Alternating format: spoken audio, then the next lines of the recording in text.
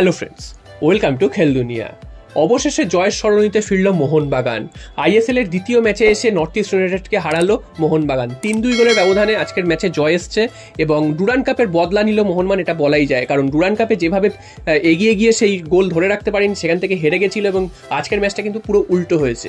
তো আজকের প্রথমে দল কেমন সাজিয়েছিল সেটা তোমাদের বলে দিই। তো দলটা কিন্তু মোহনবাগান অন্য দিনের থেকে অনেকটাই আলাদা সাজিয়েছিল, কারণ মলিনা এখনও ফার্স্ট 11 তিনি ঠিক করে উঠতে পারেননি। এবং আজকেরও মোহনবাগান জিতলেও আজকেরও মলিনার যে দল গঠন সেটা নিয়েও কিন্তু সমালোচনা হবে। সেখানেও কিন্তু অনেক ভুলভ্রান্তি ছিল।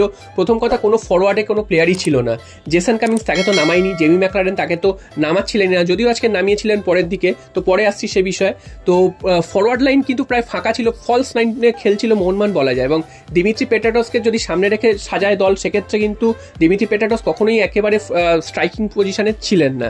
তো প্রথম 5 মিনিটের মধ্যেই মোহনবাগান প্রথম গোল হজম করে, একদম কাউন্টার অ্যাটাক থেকে মোহনবাগান গোলটা হজম করে। দূরপাল্লার একটা শট মারে নর্থ ইস্ট ইউনাইটেড, সেটা কিন্তু কারোর কিছু করা ছিল না। অসাধারণ গোল এবং ম্যাচের 5 মিনিটে 1-0 গোলে পিছিয়ে পড়ে মোহনবাগান। এবং প্রত্যেক দিনের মতন আজকেরও সেই একটা আতঙ্ক সৃষ্টি হয়েছিল মোহনবাগান সমর্থকদের মধ্যে, তাহলে আজকেরও হয়তো পয়েন্ট হাতছাড়া হচ্ছে। এবং আজকের প্রথমেই কিন্তু তারা গোল হজম করেছে, তবে সেটা ভুল প্রমাণ করে ম্যাচের 10 মিনিটের মাথায় প্রথম গোল মোহনবাগান পায় এবং 1-1 করে। সেটা কিন্তু একটা দিমিত্রি পেটাটস একটা ফ্রিকিক রেখেছিল, সেই ফ্রিকিকে অনেক দূর থেকে মাথা ছুঁয়ে যান দীপেন্দু। তো দীপেন্দু যতদিন খেলছেন তিনি কিন্তু প্রত্যেকদিন নতুন ইমপ্রেসিভ ফুটবল উপহার দিচ্ছেন সমর্থকদের। তো ডিফেন্স যেমন তিনি সামলাচ্ছেন খুব ভালোভাবে, তেমনি কিন্তু আজকের উঠে এসে গোল করেছেন। তো দীপেন্দুর খেলা সব থেকে বেশি প্রশংসাযোগ্য বলতেই হয়। তো 1-1 হয়ে যাওয়ার পর মোহনবাগান সমর্থকরা অনেকেই আশা করেছিলেন হয়তো ম্যাচটাতে মোহনবাগান ফিরে এসছে, মোহনবাগান এবার হয়তো তেড়েফুড়ে খেলবে। হ্যাঁ, তেড়েফুড়ে মোহনবাগান খেলছিল ঠিকই, মোহনবাগান পাস খেলছিল, প্রচুর পাস খেলছিল, অ্যাটাকে যাচ্ছিল, তবে সেই অ্যাটাকগুলো কিন্তু সবই নির্বিষ, অর্থাৎ ফাইনাল থার্ডে গিয়ে কিছু করতে পারছিল না। না গোলে শট মারতে পারছিল না, ঠিক মতন একদম গিয়ে পাস দিতে পারছিল বা ক্রস করতে পারছিল, কোনোটা কিন্তু ঠিকভাবে করতে পারছিল না ফাইনাল থার্ডে। তো সেখান থেকে কিন্তু হঠাৎ করেই মোহনবাগান গোল পাওয়ার একটা সুযোগ তৈরি হয়েছিল। সেই সুযোগটা থেকে কাউন্টার অ্যাটাকে মোহনবাগান কিন্তু গোল হজম করে বসে এবং সেই কাউন্টার অ্যাটাকটা যখন হয় তখন কিন্তু মোহনবাগান যে কতটা আনফিট সেটা কিন্তু প্রমাণ হয়ে যায়। কারণ যখন প্রত্যেকটা প্লেয়ার উঠে গেছিল, সেই যখন কাউন্টার অ্যাটাকটা হলো তখন কিন্তু কোনো প্লেয়ার নামতে পারলো না ঠিক মতন, এবং যার ফলে কিন্তু মোহনবাগান দ্বিতীয় গোলটা হজম করে 24 মিনিটের মাথায় এবং 2-1 গোলে পিছিয়ে পড়ে।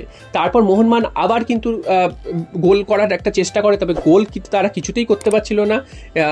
বাঁ দিক থেকে লিস্টান কোলাস এবং ডান দিক থেকে মনবীর সিং, দুজনেই কিন্তু চূড়ান্ত ব্যর্থ। তারা কিন্তু শুধু দৌড়াদৌড়ি করেছেন, তবে শেষ মুহূর্তে গিয়ে যে পাস দিতে হবে বা একটা গোলে শট মারতে হবে বা ঠিক মতন শট অন টার্গেট করতে হবে, সেগুলো কিন্তু কিচ্ছু করতে পারছিলেন না। তাদেরকে মাঠে রাখা হয়েছে। লিস্টান কোলাসও দৌড়াদৌড়ি করেন এবং বল নিয়ে ড্রিবলিং করার চেষ্টা করেন এবং শেষ মুহূর্তে তিনি কিন্তু বিপক্ষের পায়ে দিয়ে বল চলে আসেন। এবং মনবীর সিং তিনি যে কি করতে মাঠে নেমেছেন সেটা বোঝাই যাচ্ছে না। না তিনি ঠিক মতন শট নিতে পারছেন, না তিনি কোনো পাস বাড়াতে পারছেন, না তিনি কিছু করতে পারছেন, শুধু গুটোগুটি করছেন এবং সেখান থেকে কিন্তু ফাউল হয়ে যাচ্ছে। তো এই ছিল দুটো উইংয়ের কাজ মোহনবাগানের। তো এরা কিন্তু কিছুই করতে পারছিল না। মাঝখান দিয়ে গ্রেগ স্টুয়ার্ট তিনি বারবার বল সাজাচ্ছিলেন এবং বল কিন্তু সুন্দর সুন্দর বল রাখছিলেন, তবে সেই বলগুলো কিন্তু হেলায় নষ্ট করছিল। তোমাদের প্রথমেই বললাম যে মোহনবাগানের ফরওয়ার্ড লাইনে কেউ ছিল না, যার কারণে কিন্তু গোল হওয়ার সুযোগ কিন্তু তৈরি হচ্ছিল না। তবে এইভাবেই কিন্তু প্রথমার্ধ শেষ হয়, 2-1 গোলে পিছিয়ে থাকে মোহনবাগান এবং তারপর কিন্তু দ্বিতীয়ার্ধের শুরু থেকে মোহনবাগান আবার অ্যাটাক শুরু করে এবং সেখানে কিন্তু মোহনবাগান গোল কিছুতেই আসছিল না, সেই একই ভুল বারবার হচ্ছিল এবং সেই সময় কিন্তু প্লেয়ার চেঞ্জের দাবিও জানানো হচ্ছিল গ্যালারি থেকে। তো প্লেয়ার কিন্তু চেঞ্জ করছিল না মলিনা। তারপর 61 মিনিট নাগাদ কিন্তু মোহনবাগান তাদের দ্বিতীয় গোলটা পায় এবং দ্বিতীয় গোলটাও কিন্তু একটা জটলা থেকে হয় এবং বলটা নর্থ ইস্ট ইউনাইটেডের গোলকিপার তিনি কিন্তু ফসকে ফেলেন এবং গোল লাইন থেকে তিনি কিন্তু জাস্ট বল ঠেলে দেন শুভাশিস বোস গোলের মধ্যে, যার ফলে 2-2 হয়ে যায়। এবং এইটা কিন্তু নর্থ ইস্ট ইউনাইটেডের প্লেয়াররা কিন্তু তারা দাবি জানাচ্ছিল যাতে গোলটা ডিসঅ্যালাউড করা হয়, তবে ডিসঅ্যালাউড করা হয়নি এবং রিপ্লেতে দেখা গেছে গোলটা কিন্তু জেনুইন নর্থ ইস্ট ইউনাইটেডের গোলকিপার তার হাত থেকে কিন্তু বল ফসকে যায়। এবং তারপর লাস্ট 30 মিনিট মোহনবাগান প্রচণ্ড চেপে ধরে।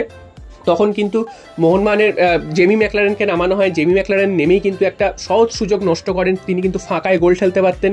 একটাই সুযোগ পেয়েছিলেন, একটাই তিনি সহজ সুযোগ, সেটা নষ্ট করেন। এছাড়াও জেসন কামিন্স তাকেও কিন্তু নামানো হয়। তারপর কিন্তু মোহনবাগানের আক্রমণ ভাগটা একটু সচল হয়, মাঝখান দিয়ে সাহাল আব্দুল সামাদ তাকেও নিয়ে আসা হয়। তো সব মিলিয়ে কিন্তু মোহনবাগান তারপর কিন্তু আরও অ্যাটাকিং মোডে যেতে শুরু করে এবং আজকের কিন্তু যে পরের দিকে যে সাবস্টিটিউশনগুলো করা হয়েছিল সেটাকে কিন্তু একদম পারফেক্ট ছিল, যার ফলস্বরূপ কিন্তু ম্যাচের 86 মিনিট নাগাদ জেসন কামিন্স প্রথম গোলটা পায় তার এবং মোহনবাগান তার 3 নম্বর গোলটা পায় এবং 3-2 গোলে এগিয়ে যায় মোহনবাগান। তারপর লাস্ট 10 মিনিট কিন্তু মোহনবাগান ডিফেন্সে চলে আসে, সেখানে কিন্তু দীপক টাংরিকে নামিয়ে ডিফেন্সটাকে আটোসাটো করার চেষ্টা করা হয় এবং যার ফলস্বরূপ কিন্তু আর গোল খেতে হয়নি মোহনবাগানকে এবং 3-2 গোলের ব্যবধানে জিতে মোহনবাগান কিন্তু 2 ম্যাচ থেকে 4 পয়েন্ট নিয়ে অনেকটাই ওপরে উঠে এলো।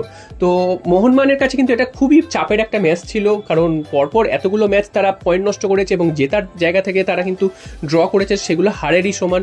তো সেখান থেকে দাঁড়িয়ে আজকের ম্যাচটা জিতে কিন্তু অনেকটাই আত্মবিশ্বাস পাবে মোহনবাগান। যদিও আজকের খেলাও কিন্তু খুব একটা ভালো হয়নি, মোহনবাগান জিতে গেছে তাই জন্য হয়তো সমালোচনা হবে না, তবে তোমরা যদি পুরো ম্যাচটা দেখে থাকো মোহনবাগানের কিন্তু অনেক গাফিলতি রয়েছে, ডিফেন্স কিন্তু এখনো ঠিক নয়। টম অ্যালডার্ট তিনি তো বুঝতেই পারছেন না কখন কি করবেন, তার মাঝখানে দীপেন্দুই সব থেকে উজ্জ্বল এবং দুটো রাইট ব্যাক এবং লেফট ব্যাক শুভাশিস এবং আশিস রায় তারাও কিন্তু ঠিক মতন খেলতে পারছে না, মানে তারা পুরোপুরি ফিট নয়। তারা হয়তো 45 মিনিটস খেলতে পারবে কিন্তু 90 মিনিট খেলার মতন পজিশনে তারা নেই, যার ফলটা কিন্তু মোহনবাগান কিন্তু বারবার আশিস রায়ের দিক থেকে অ্যাটাক হচ্ছিল এবং সেখান থেকে কিন্তু দুটো গোল হয়ে গেছে। তো এই দিকটা দেখতে হবে, আশিস রায়ের কোনো বিকল্প হয়তো নেই এই মুহূর্তে, তাই জন্য আশিস রায়কে খেলিয়ে যেতে হচ্ছে এবং টম অ্যালডার্ট তিনি কতদিন টানতে পারবেন, তাকে আনরেজিস্টার্ড করিয়ে নুনো রেইসকে কি রেজিস্টার্ড করানো হবে সেটাও কিন্তু একটা জোরালো দাবি উঠতে পারে। এছাড়াও আলবার্টো রড্রিগেজ তিনি কিন্তু অনেকটাই বেটার, তবে আজকে তাকে খেলায়নি। এছাড়া মাঝমাঠেও কিন্তু দীপক টাংরি নামার পর মোহনবাগান কিন্তু অনেকটাই হোল্ড করতে পেরেছে, সেটা কিন্তু একটা ভালো দিক। তো সব মিলিয়ে কিন্তু আজকের কিন্তু অনেকটাই স্বস্তি পাবে মোহনবাগান, এই এতগুলো ম্যাচ জিততে পারছিল না, তো সেখান থেকে আজকের ম্যাচটা জিতলো এবং পুরো 3 পয়েন্ট ঘরে নিয়ে এলো, সেটা কিন্তু বলাই যায়। তো তোমরা কতটা